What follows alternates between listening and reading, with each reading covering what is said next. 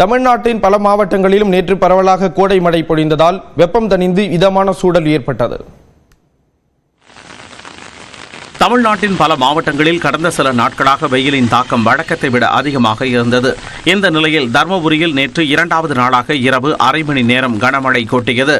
பாரதிபுரம், இலக்கியம்பட்டி, ஆட்சியர் அலுவலகம் உள்ளிட்ட பகுதிகளில் கனமழை பொழிந்தது. இதனால் வெயிலின் தாக்கம் குறைந்தது. மழைநீர் பெருக்கெடுத்ததால் வாகன ஓட்டிகள் அவதியடைந்தனர்.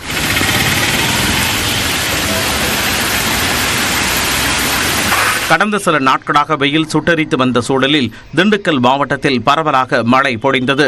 கோவை மாவட்டத்தில் தடாகம் சாலை, இடையர்பாளையம் பகுதிகளில் மிதமான மழை பதிவானது. நாமக்கல் மாவட்டம் வெண்ணந்தூர் அருகே மதியத்திற்கு மேல் காற்றுடன் கனமழை கொட்டியது. இதனால் மக்கள் மகிழ்ச்சியடைந்தனர். திருப்பூரில் அவினாசி சாலை பங்களா ஸ்டாப் பகுதியில் வெயிலை சமாளிக்க அமைக்கப்பட்ட தற்காலிக நிழற்கூரை பலத்த சூறைக்காற்று வீசியதால் சேதமடைந்தது. டிரான்ஸ்பார்மர் முறிந்து விழுந்ததில் 4 மின்கம்பங்களும் சரிந்தன. இதனால் மின் விநியோகம் பாதிக்கப்பட்டது. சேலம் மாவட்டத்தில் ஏற்காடு, மேட்டூர் உள்ளிட்ட பகுதிகளில் பரவலாக மழை பொழிந்தது.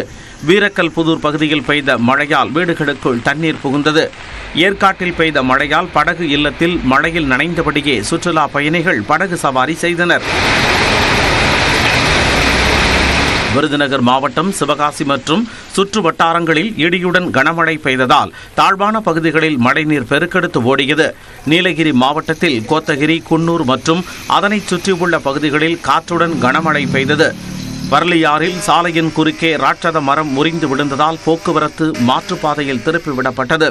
ஈரோடு மாவட்டம் கடம்பூர் பகுதியில் பெய்த கனமழையால் இயக்கத்தூர் பகுதியில் ஓடையில் 2 கரைகளையும் தொட்டபடி காட்டாற்று வெள்ளம் ஓடியது.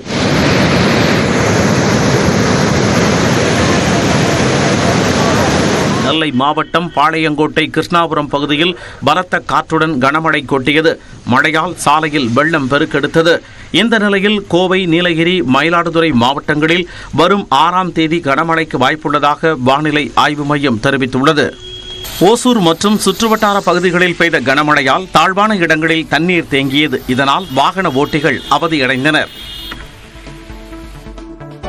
இதனிடையே தென்காசி மாவட்டம் சங்கரன் கோவிலில் நேற்று பெய்த மழையால் புகழ்பெற்ற சங்கரநாராயணர் சாமி கோவிலுக்குள் மழைநீர் புகுந்தது. சித்திரை திருவிழா நடந்து வரும் நிலையில் கோயிலுக்குள் மழைநீர் தேங்கியதால் பக்தர்கள் அவதியடைந்தனர்.